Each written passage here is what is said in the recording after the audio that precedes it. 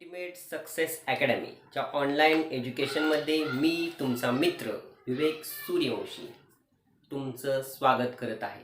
विद्यार्थ्यांनो, ग्रॅव्हिटेशन चॅप्टरचा आपण अभ्यास करत आहोत. याच्या आधीचे सर्व पॉईंट्सचे व्हिडिओ अपलोड केलेले आहेत.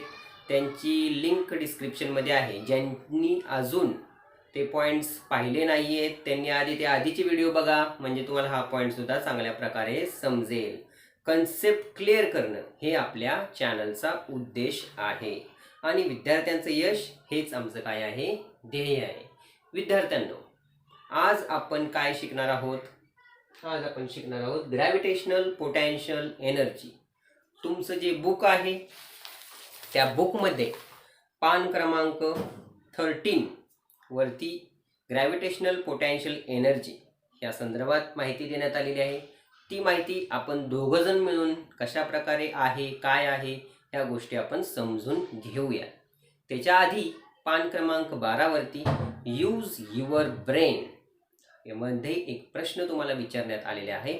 त्या प्रश्नाचं उत्तर सांगा बघू काय आहे. According to Newton's gravitational law, okay, earth gravitational force is higher on object of large mass. Why doesn't the object of large mass fall down with higher velocity as compared to an object with lower mass? म्हणजेच काय, एखादा object आहे, ह्याचं mass खूप जास्त आहे as compare to this object, ह्याचं mass खूप कमी आहे. असं जर आपण गृहीत धरलं, ह्याचं मास खूप जास्त आहे, याचं मास खूप कमी आहे, तर according to Newton's gravitation law हे आधी पडलं पाहिजे, व्हेलॉसिटी याची जास्त पाहिजे, कारण की याच्यावरती जास्त ग्रॅव्हिटेशनल फोर्स ॲक्ट होत आहे, याच्यावरती कमी होत आहे. मग का ह्या दोन्ही वस्तूंपैकी दोन्ही वस्तूच का एकत्र खाली पडतात, ही वस्तू आधी का नाही पडत? का फ्री फॉल याचा आधी होत नाही?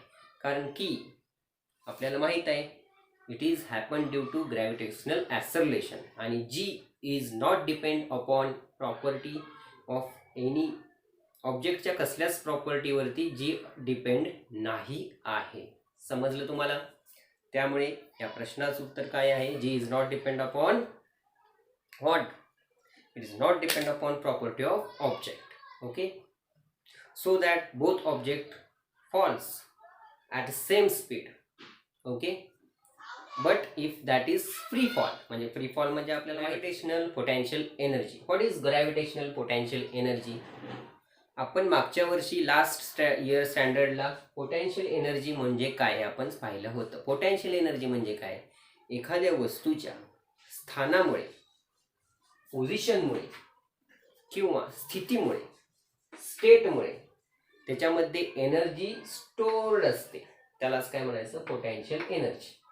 ओके, आज आपल्याला ग्रॅव्हिटेशनल पोटेन्शियल एनर्जी शिकायचं आहे. पण पोटेन्शियल एनर्जी म्हणजे काय? The energy which is stored in an object due to its position and or state. For example, here are two objects. If the object position of object at this level, म्हणजे काय, हे दोन्ही object एकाच अंतरावरती पृथ्वीच्या सरफेसपासून आहेत, तर यांच्यामध्ये सेमच पोटेन्शियल एनर्जी राहील.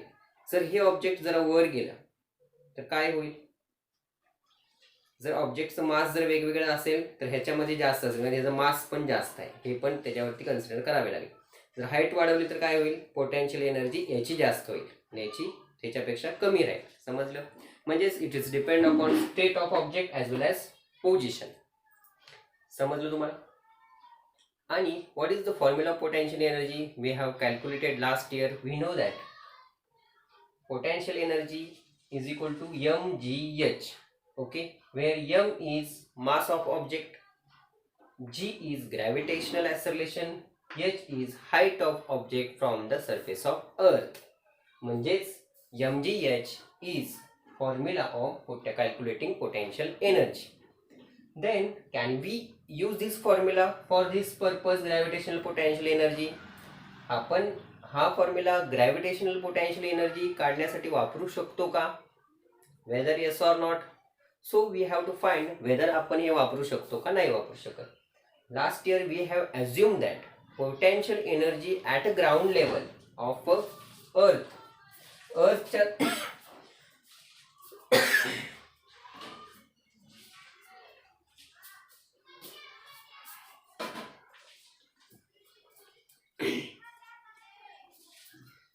पोटेन्शियल एनर्जी mgh, पण ही पोटेन्शियल एनर्जी ऍट ग्राउंडला किती असते? 0 असते. हे आपण मागच्या वर्षी काय केलं होतं?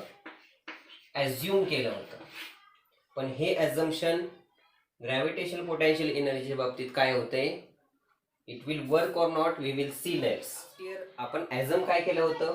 ग्राउंड लेवलला पोटेन्शियल एनर्जी किती असते? 0 असते. म्हणजेच अर्थ सरफेसवरती potential energy P is equal to 0 असं आपण अझम लास्ट इयर केलं होतं. देन आपल्याला माहित आहे, काय माहित आहे? जी ची व्हॅल्यू. ही जी ची व्हॅल्यू जी आहे ही प्रत्येक ठिकाणी सरफेसवरती सारखी नसते. पण as compare to radius R, समजा ही पृथ्वी आहे, याची रेडियस आर आहे, ओके. आणि समजा इथे एक ऑब्जेक्ट विमान आहे, हे 10 किलोमीटर अवे सरफेसवरनं काय करत आहे? फ्लाय करत आहे, उडत आहे. मला सांगा ह्याची आहे value 6400 kilometre as compare to radius R. Height काय आहे? खूपच कमी आहे, 10 किलोमीटर. म्हणजेच काय, ह्याचा इफेक्ट ह्या जी वरती पाहिजे असा बदलत नाही. म्हणजेच जी ची व्हॅल्यू एवढी काही बदलत नाही. म्हणजे किती बदलत? साधारण 9.88 असेल तर त्याच्यामध्ये बदल किती होईल? 9.01 होईल, किंवा खूपच कमी बदल होईल. म्हणजे किती बदल होईल? निग्लिजिबल बदल होईल. हे आपण पाहिलेलं आहे, निग्लिजिबल बदल होईल. म्हणजेच काय, आपण ह्याच्यामध्ये जी ची व्हॅल्यू कॉन्स्टंट घेऊ शकतो का? मग जी ची व्हॅल्यू याच्यामध्ये कॉन्स्टंट आपण घेऊ शकतो का? हो, घेऊ शकतो. कारण की हा बदल खूपच काय आहे? निग्लिजिबल आहे. आपण पाहिलेलं आहे व्हेरिएशन इन व्हॅल्यू ऑफ जी, आठवतंय का? त्यामुळं जी आपण इथं काय घेतलेलं आहे? काय घेतलं आहे? G can be constant, okay, as compare to value of h is small compare to the value of r. R is radius of अर्थ.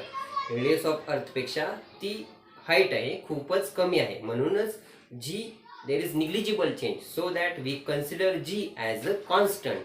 आणि जी कॉन्स्टंट आपण घेतल्यामुळं हे सूत्र, हा फॉर्म्युला आपण वी कॅन बी युज्ड. म्हणजेच काय, mgh हा फॉर्म्युला आपण ग्रॅव्हिटेशनल पोटेन्शियल एनर्जी, म्हणजेच ग्रॅव्हिटेशनल पोटेन्शियल एनर्जी काढण्यासाठी mgh हा फॉर्म्युला आपण वापरू शकतो. हे ह्याच्यावरनं काय झालेलं आहे? क्लिअर झालेलं आहे. समजलं का मुलांनो? आता मला सांगा विद्यार्थी मित्रांनो, जेव्हा जी ची व्हॅल्यू खूपच मोठी असेल, लार्ज स्केल असेल, लार्ज स्केल म्हणजे किती लार्ज स्केल? तर जी हा इथं फक्त 10 किलोमीटरची स्केल झाली, तर जी ची व्हॅल्यू ही खूपच एवढी मोठी असेल, एवढी लांब असेल, एवढी असेल, तर जी किती असेल? इथं एच किती असेल? साधारण इथं समजा इन्फिनिटी असेल, ओके. एच किती असेल? इन्फिनिटी, म्हणजे इतकी लांब असेल. तर काय होईल? काय वाटते तुम्हाला? पृथ्वीपासून इन्फायनाईट अंतरावरती ग्रॅव्हिटेशनल फोर्स ऍक्ट होत असेल का? पृथ्वीच्या दिशेनं होत असेल का gravitational force act? No, there will be not gravitational force. So that whether there is not force, then there will be gravitational force. जर नसेल तिथं, तर what we can say about this g? G असेल का तिथं? Gravitational acceleration जी असेल का at इन्फिनिटीला? नसेल, कारण की ग्रॅव्हिटेशनल फोर्स नाही आहे. So that g will also be 0 at distance infinity.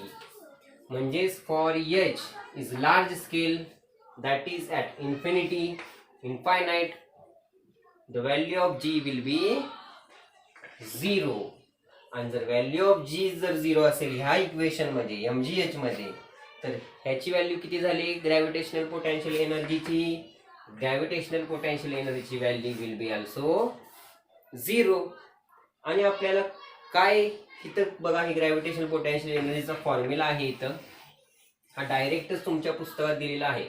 हा कसा आला हा आपण डिराईव्ह करणारच आहे, पण इथं एक जे साईन आहे निगेटिव्ह, हा निगेटिव्ह कसा असतो, जीपीए म्हणजेच ग्रॅव्हिटेशनल पोटेन्शियल एनर्जी. ओ विद्यार्थ्यांनो लक्ष द्या, your attention is very important for me. जर हे जी निगेटिव्ह आहे तर का निगेटिव्ह आहे, तर हे आपण आत्ता बघूया. इन्फिनिटीवरती काय आहे, जीची व्हॅल्यू 0 आहे. ओके, म्हणजेच काय, समजा इथं अर्थ आहे, अर्थपासून इन्फायनाईट अंतरावरती जी कसा आहे, 0 आहे.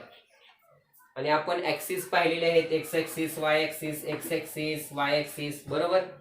म्हणजेच ह्या साईडला काय असते व्हॅल्यू, पॉझिटिव्ह, ह्या साईडला निगेटिव्ह, ह्या साईडला कुठे असते व्हॅल्यू, पॉझिटिव्ह. खालच्या साईडला शून्याच्या व्हॅल्यू, झिरोच्या खाली व्हॅल्यू कशी असते, निगेटिव्ह असते. आणि इथं अर्थ आहे, अर्थ पासून इन्फायनाईट अंतरावरती जी कसं आहे, 0 आहे.